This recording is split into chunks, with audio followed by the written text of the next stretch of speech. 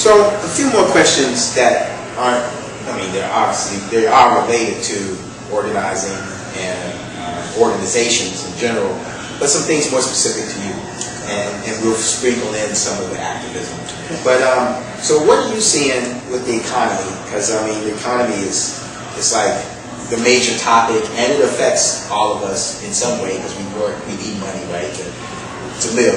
Yeah. So how's the downturn in the U.S. economy affected your life or people's lives you know? Well, I guess we can start from the micro and go to the macro. Yeah. Outside of what I do in the community, my full-time life, my vocation, what I do today, actually working. So I deal directly with a lot of people whose lives are affected by what's happening. And I get to talk to people who have really lost a great deal of what they say.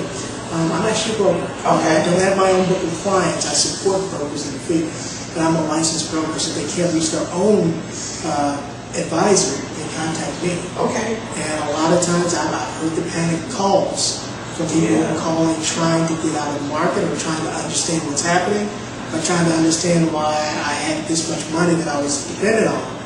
It's not there. You know, that's funny. I would never have thought you were a broker or work and it's wonderful though because it shows that all kinds of people do all kinds of things. And it's important to me for people to understand that we need good people in all kinds of activities. You know, we need good people in the military, we need good people that are brokers, we need good people everywhere. So I'm actually excited to know that. I mean, so I wanted to say for me, it's conflict to a degree because at the same time, while I'm not an active supporter of the free market, that's exactly what I do in my job. And that gives me a different perspective in talking to people about the companies and about the way the market has basically, in this case, punished several people. While there are those who also have great success. And sometimes it's very discouraging because I see things coming and there's nothing I can do to help rescue communities because you see companies when they're about to spin out of control. Right. And you see what the effect is going to be, how many people are actually going to lose their jobs. Right. Like we knew what was coming with GM and Ford for years. Right. Management didn't do what they were supposed to do. And for years, analysts were negative because they weren't restructuring, because they did, well, one, they had a huge debt burden. They borrowed against their retirement plans, they had a huge amount of debt, and they couldn't repay it. And unless they did something different, they were going to dramatically shrink. And as they shrank, our unemployment numbers skyrocketed. Right. Wow. So you have seen, as you said, you've seen it for what it is and how it's affected people, I guess at the core of the problem with the market itself. That's amazing. But you personally, other than emotionally seeing that, have you been okay? Or I mean, in my position, one, because I'm also the person that they complain to. I'm less vulnerable. They want somebody that accepts complaints. Right.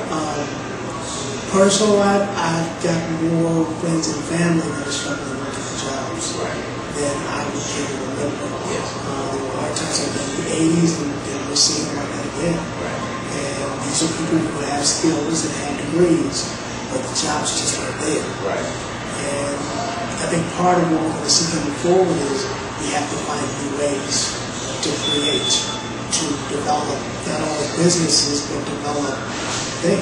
We have to become productive. Right. I agree, and I want to move on to the next question, but the point that I hear is our economy was so much based on consumption, and it still is, but overconsumption, and to a certain degree it still is, but people stop buying, and that means they stop consuming as much. And I don't really see, and a lot of that consumption and buying is based on debt. Yeah, and part of it, because people are still buying, make no mistake about it. But the trick of the market is the market works for its own interest. Right. So when they got cheaper, when people became too expensive here, they shifted jobs overseas where they could make those products that much cheaper.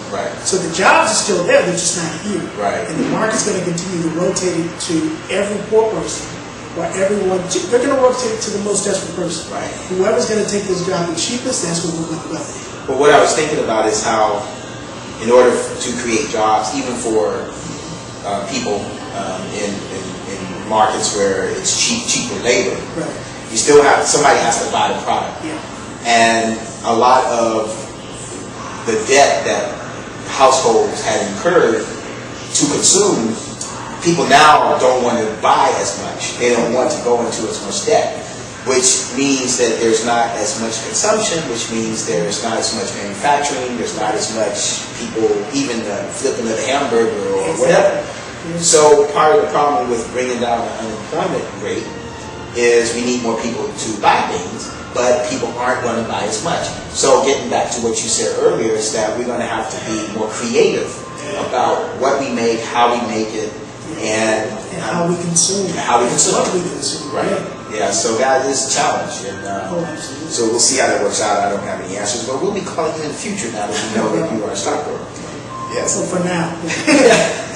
Well, you'll always understand the markets, you know what I mean? So I'll call you to ask questions. So, well, I was getting ready to ask, what do you think we need to do to help the economy to rebound? Do you have any thoughts? We can move on from that. We talked about it a little bit just now. And I mean, I think there's a lot of value issues that we're going to have to address. There are local food movements that they're definitely going to help. Revisiting our own lifestyles is going to help. We have to literally, like you said, in terms of consumption, that's 1 liter we have to get out of our home. And the mindset that you can just dispose of everything that you bring in, it has to go. Right. And I think that's the biggest problem. As long as we're buying stuff like McDonald's and batteries that we're turning over, or even turning over cars. Right. Yeah. Clothing. That's got to go. Right. And that wasn't how we began to build middle income households. And it's no way that it's a legacy that unfortunately a lot of us in this generation, we believe it will just continue to sustain itself in consumption. And it's a flawed model. Yeah, and it's funny you said sustain, and the key is a sustainable economy, you know, and that goes into different fuel sources and how we grow our food and all those different things. So we are going to have to change quite a bit. So we'll change the direction a little bit.